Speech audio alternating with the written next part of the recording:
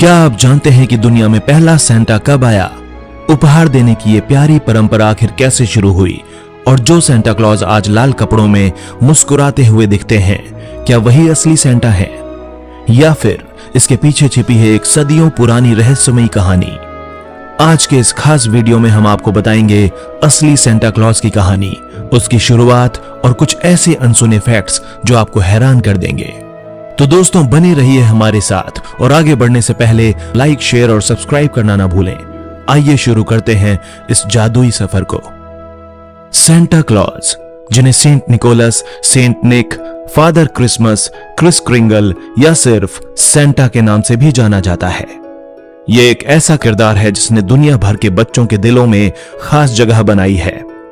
पश्चिमी ईसाई संस्कृति में यह मान्यता है कि सेंटा क्रिसमस की पूर्व संध्या पर रात के अंधेरे में बच्चों के लिए उपहार लाते हैं। ऐसा कहा जाता है कि सेंटा अपनी इस जादुई यात्रा में क्रिसमस एल्व्स, जो उनके वर्कशॉप में खिलौने बनाते हैं, और उड़ने वाले रेंडियर्स, जो उनकी स्लेज को आकाश में खींचते हैं, उनकी मदद लेते हैं। दरअसल सेंटा क्लॉज की लोकप्रिय छवि 4वीं शताब्दी के ईसाई बिशप सेंट निकोलस से प्रेरित है, जिन्हें बच्चों का संरक्षक माना जाता था। सेंट निकोलस अपनी उदारता और गुप्त रूप से उपहार बांटने के लिए प्रसिद्ध हुए। उन्होंने कई जरूरतमंद लोगों की मदद की और उनकी कहानियां धीरे धीरे लोक कथाओं का हिस्सा बन गईं। यही कारण है कि उन्हें उपहार देने वाले संत के रूप में जाना जाने लगा। सेंटा क्लॉज का आधुनिक चित्रण फादर क्रिसमस के किरदार से भी मेल खाता है। इंग्लैंड में फादर क्रिसमस का भी जिक्र होता है, जो सर्दियों के त्योहारों में बच्चों और बड़ों को उपहार देते थे। आज सेंटा क्लॉज और फादर क्रिसमस को एक ही किरदार के रूप में देखा जाता है। सेंटा क्लॉज की जो छवि आज हमारे सामने है, एक गोल मटोल हंसमुख सफेद दाढ़ी वाले व्यक्ति की, वो 19वीं सदी में उत्तरी अमेरिका में उभरी। सेंटा की यह छवि मुख्य रूप से डच अप्रवासियों द्वारा लाई गई लोक कथाओं से प्रेरित थी, जिन्होंने सिंटर क्लास की कहानी न्यू एम्स्टरडैम यानी कि आज के न्यूयॉर्क शहर तक पहुंचाई। 19वीं सदी में कविताओं, किताबों और चित्रों के माध्यम से सेंटा की छवि को और विस्तार मिला। क्लेमेंट क्लार्क मोर की प्रसिद्ध कविता a visit from Saint Nicholas और थॉमस नास्ट के कार्टून चित्रण ने सेंटा को आज के रूप में गढ़ने में अहम भूमिका निभाई। कौन थे असली सेंटा क्लॉज? सेंट निकोलस 4वीं शताब्दी के एक ग्रीक ईसाई बिशप थे, जो मायरा शहर में रहते थे, जो आज के तुर्की में डेमरे के नाम से जाना जाता है। वे रोमन साम्राज्य के लीशिया क्षेत्र में अपनी उदारता और दयालु स्वभाव के लिए प्रसिद्ध थे। खास तौर पर उन्हें गरीबों की मदद करने और गुप्त रूप से उपहार देने के लिए जाना जाता था। उनकी सबसे प्रसिद्ध कहानी 3 गरीब बहनों की मदद करने की है। इन बहनों के पिता के पास उनकी शादी के लिए दहेज नहीं था। गरीबी के कारण उनके सामने ऐसी परिस्थितियां आ गई थीं कि उनके पिता उन्हें गुलामी या वेश्यावृत्ति में बेचने पर भी मजबूर हो सकते थे। जब सेंट निकोलस को इस परिवार की दयनीय स्थिति का पता लगा, तो उन्होंने उनकी मदद करने की ठान ली। एक रात उन्होंने चुपचाप उनके घर की खिड़की से सोने के सिक्कों से भरी हुई एक थैली उनके घर में फेंक दी। इसके बाद इन लड़कियों की जिंदगी खुशियों से भर गई। बाद में सेंट निकोलस की इसी मदद के कारण इन तीनों लड़कियों की शादी की जा सकी। इस घटना ने क्रिसमस पर उपहार देने की परंपरा को जन्म दिया, जो आगे चलकर सेंटा क्लॉज की कहानी का आधार बनी। सेंट निकोलस को कई अलग अलग समूहों का संरक्षक संत माना जाता है। वे तीरंदाजों, नाविकों और बच्चों के संरक्षक माने जाते हैं। मध्य युग में सेंट निकोलस के नाम पर 6 दिसंबर को बच्चों को उपहार दिए जाने की परंपरा शुरू हुई। यह परंपरा इतनी लोकप्रिय हुई कि कई देशों में इसे हर साल बड़े उत्सव के रूप में मनाया जाने लगा। हालांकि प्रोटेस्टेंट रिफॉर्मेशन के बाद कई देशों में संतों की पूजा को बैन किया गया, लेकिन सेंट निकोलस की परंपरा इतनी गहरी थी कि इसे मिटाना संभव नहीं हो पाया। मार्टिन लूथर ने बच्चों का ध्यान संतों की पूजा से हटाकर ईसा मसीह की ओर केंद्रित करने के लिए सुझाव दिया कि उपहार क्रिसमस के दिन दिए जाएं, न कि सेंट निकोलस डे पर। फिर भी सेंट निकोलस का महत्व कम नहीं हुआ।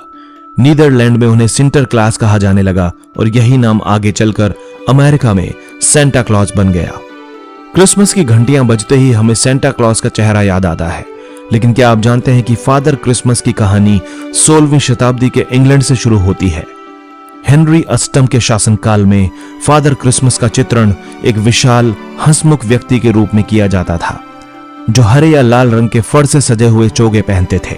उस दौर में फादर क्रिसमस सिर्फ उपहार लाने वाले व्यक्ति नहीं थे, बल्कि वे क्रिसमस के त्योहार के आनंद, उल्लास और खुशहाली के प्रतीक माने जाते थे।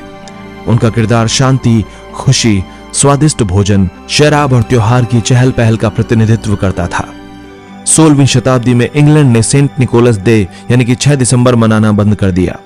इसके बजाय फादर क्रिसमस का जश्न 25 दिसंबर को क्रिसमस के दिन के साथ जोड़ दिया गया। यह बदलाव इंग्लैंड में क्रिसमस के त्योहार को एक नए रूप में लाया, जिसमें फादर क्रिसमस मुख्य आकर्षण बन गए।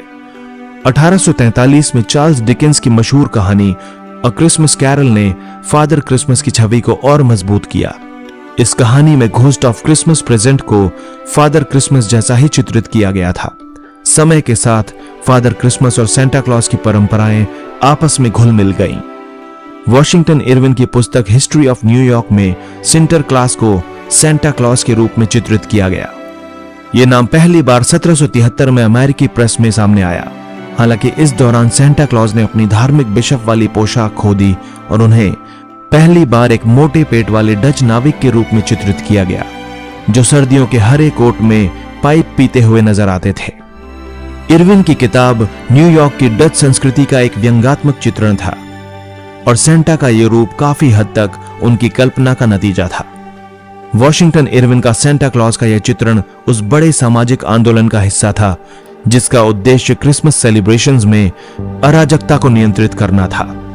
दरअसल उस समय क्रिसमस सेलिब्रेशन के बहाने बहुत से अराजक तत्व लोगों के घरों में जबरन घुस जाते थे।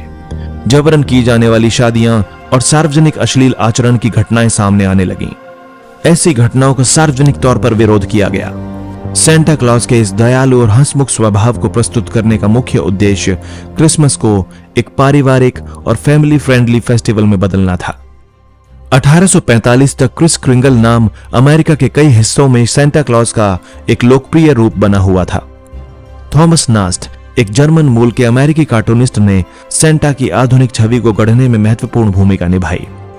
3 जनवरी 1863 को हार्पर्स वीकली में प्रकाशित एक चित्रण ने सेंटा क्लॉज को अमर कर दिया। इस चित्र में सेंटा अमेरिकी झंडे में लिपटे हुए दिखाई दिए और उनके हाथ में एक कठपुतली थी जिस पर जेफ लिखा हुआ था। यह चित्रण उस समय के अमेरिकी सिविल वॉर की पृष्ठभूमि पर बनाया गया था। इस तस्वीर में सेंटा एक स्लेज पर बैठे हैं जिसे उड़ने वाले रेंडियर खींच रहे हैं। थॉमस नास्ट को सेंटा क्लॉज की छवि बनाने की प्रेरणा बेल्स निकल से मिली थी। यह एक जर्मन लोक कथा का किरदार है जो दक्षिण पश्चिमी जर्मनी में लोकप्रिय था। थॉमस नास्ट की कल्पना और उनके बनाए गए चित्रण ने सेंटा क्लॉज को यह छवि दी जिसे आज हम पहचानते हैं। उनके इन चित्रणों ने सेंटा क्लॉज को एक अंतर्राष्ट्रीय प्रतीक बना दिया जो हर साल क्रिसमस ईव पर बच्चों को उपहार देने के लिए आता है। 1930 के दशक में हेड एंड सन ब्लॉम द्वारा दी कोका कोला कंपनी के लिए बनाए गए विज्ञापनों में सेंटा क्लॉज की छवि को दुनिया भर में लोकप्रियता मिली। इन विज्ञापनों में सेंटा को एक खुशमिजाज लाल और सफेद रंग के कपड़ों में बड़ी सफेद दाढ़ी और मुस्कुराते चेहरे के साथ दर्शाया गया था। इस छवि की लोकप्रियता इतनी अधिक हो गई कि इससे कई मिथक भी पैदा हो गए। पेप्सी कोला ने 1940 और 50 के दशक में अपने विज्ञापनों में सेंटा क्लॉज के इसी तरह की पेंटिंग्स का इस्तेमाल किया। व्हाइट रॉक बेवरेजेस ने 1915 में अपने मिनरल वाटर के विज्ञापनों में सेंटा क्लॉज का मोनोक्रोम चित्रण किया था। इसके बाद 1923 से 1925 के बीच उसी कंपनी ने कलर इमेजेस में सेंटा क्लॉज को दिखाते हुए अपने ड्रिंक मिक्सर के विज्ञापन किए। 20वीं सदी की शुरुआत में पक मैगजीन के कई कवर पेजेस पर सेंटा क्लॉज को लाल और सफेद कपड़ों में दिखाया गया था जो उनकी आधुनिक छवि से काफी मेल खाते थे। चिमनी और सेंटा क्लॉज एक पुरानी परंपरा। सेंटा क्लॉज के बारे में कहा जाता है कि वो क्रिसमस ईव पर चुपचाप घरों में घुसकर बच्चों के लिए उपहार छोड़ते हैं। लेकिन क्या आपने कभी सोचा है कि वो चिमनी के रास्ते ही घरों में क्यों आते हैं? चिमनी को एक जादुई प्रवेश द्वार माना जाता था क्योंकि यह घर के अंदर जाने का एक ऐसा रास्ता था जो आमतौर पर बंद नहीं किया जाता था। मध्यकालीन यूरोप में यह विश्वास किया जाता था कि जादुई प्राणी और उपहार लाने वाले देवदूत घरों में चिमनी के माध्यम से प्रवेश कर सकते हैं। इसके अलावा चिमनी एक गुप्त और सम्मानजनक तरीका था जिससे उपहार देने वाला व्यक्ति बिना किसी को जगाए या परेशान किए बच्चों के मोज़ों में उपहार रख सकता था। परंपरागत रूप से कहा जाता है कि सेंटा क्लॉज नॉर्थ पोल में रहते हैं। ये वो जादुई जगह है जहां सेंटा अपने एल्व्स के साथ खिलौने बनाते हैं और हर साल क्रिसमस ईव पर बच्चों के लिए उपहार तैयार करते हैं। हर साल लाखों बच्चे सेंटा क्लॉज को पत्र लिखते हैं जिसमें वे अपनी इच्छाओं और क्रिसमस गिफ्ट्स के लिए अनुरोध करते हैं। कनाडा पोस्ट बच्चों को सेंटा क्लॉज से जुड़ने का एक अद्भुत अवसर प्रदान करता है।